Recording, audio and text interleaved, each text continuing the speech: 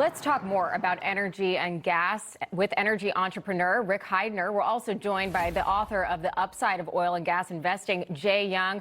Gentlemen, good morning. Great to have you. So, Rick, some people, including myself, were scared to look at the pump as gas is considerably up, and with good reason. According to AAA, the average gallon of regular gas in America is $3.91. That's about $1 more from a month ago.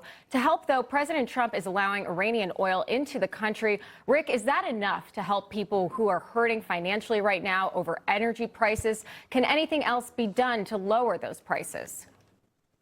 Well, thank you for having me on. I really appreciate it. Obviously, when we're in a conflict like this, oil prices are going to go up, and until things get stabilized, they're not going to come down. But we still are $1 less than we were when Joe Biden was in office, just by him shutting things down and changing our policies on what energy should be.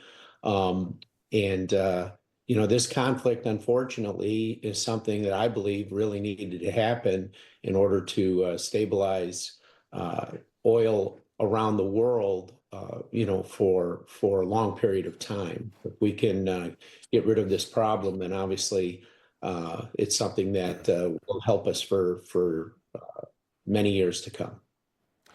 Jay, I want to turn to you. I mean, the stakes are super high. They're high, obviously, for our military, high for our political leaders, and high for the average American who's worried about what's going to happen at the pump with all their costs going up. The Saudis are saying oil might go up to $180 a barrel, which would make the average price of gas in the States $7 a gallon. Do you see that playing out? I do, especially if we continue with the war. As seeing, of course, there's a lot of fake news out there, but if we do continue and we do not take down the regime, if Trump does feel it is unsafe, the war goes over the price of gasoline at this point, because he wants a safe place. He wants a world peace, and the whole what everybody prays for as they're growing up, world peace, and that's what he's trying to do.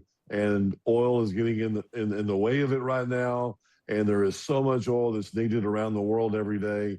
100 million barrels every day is what's needed. And any type of disruption anywhere is going to cause prices to go up. And the longer, because what happens with a lot of the countries that go through the Persian Gulf, what they're doing is they may be producing their wells half as much as they were before. So that's disruption. They're shutting their wells in. The oil supply is going crazy. And any type of disruption like this, you're seeing prices doing what they're doing right now, which is going up. We feel. Okay, well, turning to Rick here, the president has touted U.S. energy independence and energy dominance. With the surge in energy costs, Rick, is that really the case, and how long will Americans feel the impact? Well, we're going to feel the impact until this war is over.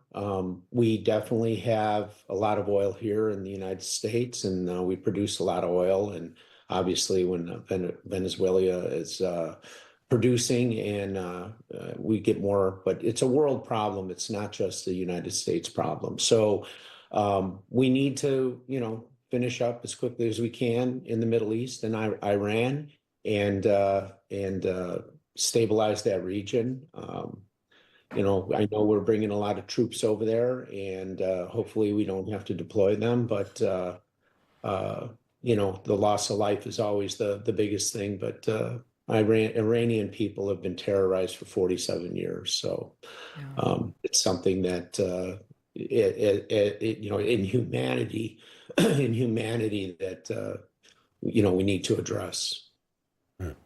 Definitely. And if Iran did get a nuclear weapon, this gas prices would be even higher than they are today, not to mention also the people of Iran who have suffered tremendously. But Jay Young and Rick Heidner, thank you both for joining us this morning. Appreciate it. Thank you. We will be right back. You're watching Wake Up America Weekend only on Newsmax.